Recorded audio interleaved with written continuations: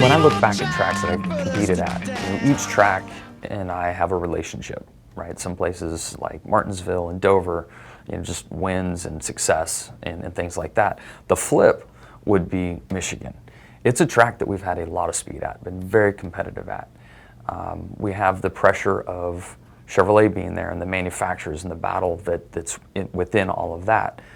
My sponsor Ally is there. So you have these pieces that add the pressure. One of the two races is usually on Father's Day weekend. So there's, my dad worked in the sport for a long time and was generally there. I always wanted to win that race with my dad there. And then I became a father and wanted to win it as a father.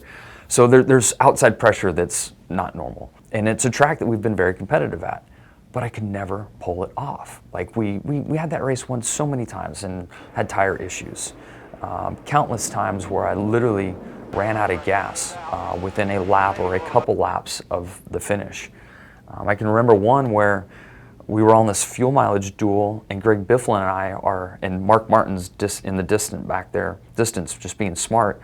Bifflin and I run each other out of fuel on the last lap. Jimmy Johnson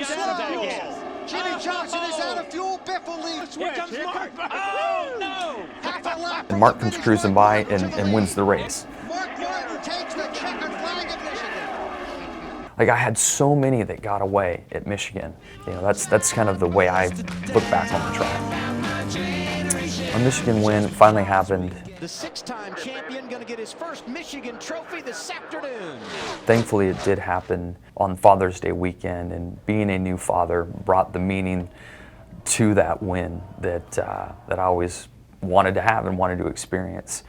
And with so many that got away from us there, to finally pull it off, in addition to the Father's Day vibes and just the proud moment, was this personal moment of, we beat you.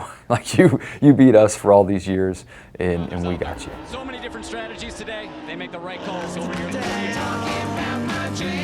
We had an amazing relationship with the executive staff at Lowe's.